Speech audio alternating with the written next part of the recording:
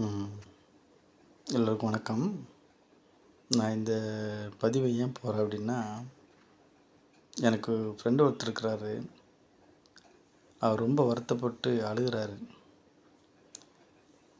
"ஏன் இப்படி நீங்கள் அழுறீங்க? என்ன பிரச்சனை உங்களுக்கு?" அப்படின்னு கேட்டேன். கேட்கும்போது அவர் சொல்கிறாரு, "நான் என் மனைவியை ரொம்ப நேசிப்பேன். என் மனைவி எனக்கு ரொம்ப பிடிக்கும்.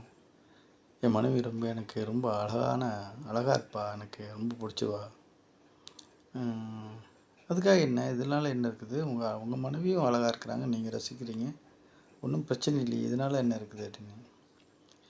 "இல்லை, இப்போ கொஞ்ச நாளாக என் பேச்சை கேட்குறதில்ல.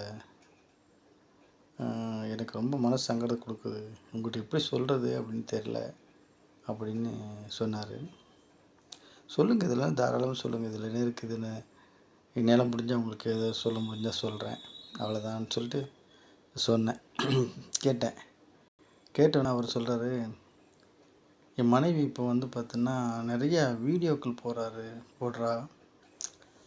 இந்த யூடியூப்பு அதிலெல்லாம் நிறையா வீடியோக்கள் போடும்போது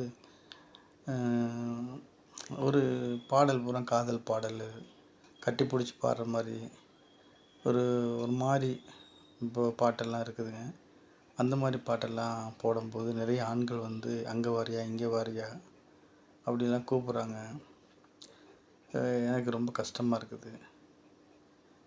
அதுக்கு அவள் வந்து ஓகே சொல்கிற மாதிரியே அவங்கக்கிட்ட நடந்துக்கிறா ஒழிய, அவள் வந்து அதுக்கு ஒரு இதே கிடையாது. அதை நம்ம கேட்டோம்னா, வாழ முடிஞ்சே என் கூட வாழ, இல்லாட்டா போ, உன் இஷ்டத்துக்கு போயிரு, எனக்கு உன் இஷ்டத்துக்குலாம் வாழ முடியாது."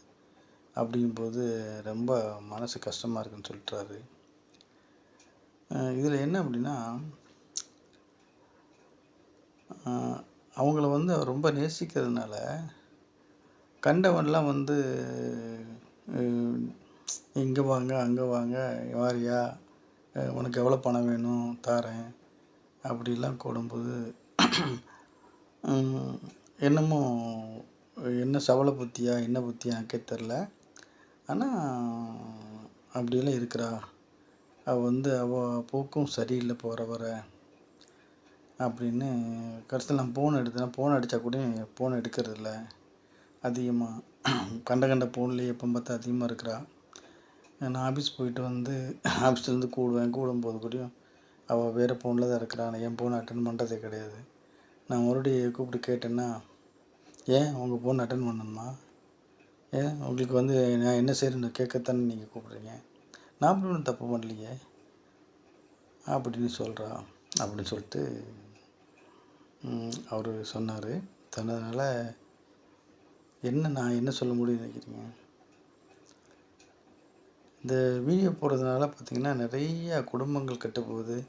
பெண்கள் வந்து நிறைய ஆண்கள் வந்து அவங்களுடைய ஸ்ட்ரெச்சரை, அவங்களுடைய பாடியோடைய அவங்க ட்ரெஸ் பண்ணிவிட்டு அந்த உடலை காட்டுறது, அந்த கவர்ச்சியை அவங்க பாடுறது, இதெல்லாம் பார்த்துட்டு பொதுவாகவே ஆண்கள்லாம் கொஞ்சம் இதாக தான் இருப்பாங்க. அவங்க வந்து அவங்க முன்னால் இப்படி இருக்கும்போது அவங்க கண்டிப்பாக கேட்பாங்க. நம்ம யாரையும் குறை சொல்ல முடியாது. நம்ம தான் ஒழுக்கமாக இருக்கணும். இது நாளைக்கு குடும்பம் கெட்டு எல்லாம் போயிடுங்க. நாளைக்கு அவருக்கு அவர் கூட வாழ பிடிக்கல அப்படிங்கிறாரு. என்ன செய்ய முடியும்? சமாதானம் சொல்லியிருக்கிறேன். அந்த பெண்ணு நான் பார்த்து பேசலாம் அப்படின்னு நினச்சேன். நம்ம பேசணுன்னா பிரச்சனை ஆகிடும். அதனால் விட்டு பிடிக்கலாம் அப்படின்ட்டு அவர் இருக்கிறாரு. கொஞ்சம் விட்டு பிடின்னு சொல்லியிருக்கிறேன். இது வரைக்கும் போதும், என்ன செய்தோ தெரியாது. பெண்களுக்கெல்லாம் ஒரு இது சொல்கிறேன். இந்த மாதிரி இருக்காதீங்க. நல்ல ஒரு அன்பான கணவன்கிட்ட நீங்கள் அன்பாக நடந்துக்கோங்க. இந்த மாதிரி வீடியோ போட்டுட்டு உங்கள் உடல் அங்கே காட்டிட்டு இங்கே காட்டிட்டு உடம்பை காட்டிட்டு இடுப்பை காட்டிட்டு பட்டக்ஸை காட்டி இதெல்லாம் ஆடும்போது பார்த்திங்கன்னா எந்த கணவனுக்கு தான் பிடிக்கும்? கொஞ்சம் புரிஞ்சுக்கோங்க. ஏன்னா எல்லா மனசுங்க அதுக்காக வந்து பிடிக்கிறதும் இருக்காங்க, சேர்ந்து ஆடுறவங்களும் இருக்கிறாங்க. அதனால் அவங்க கூட நம்ம கம்பேர் பண்ண முடியாது.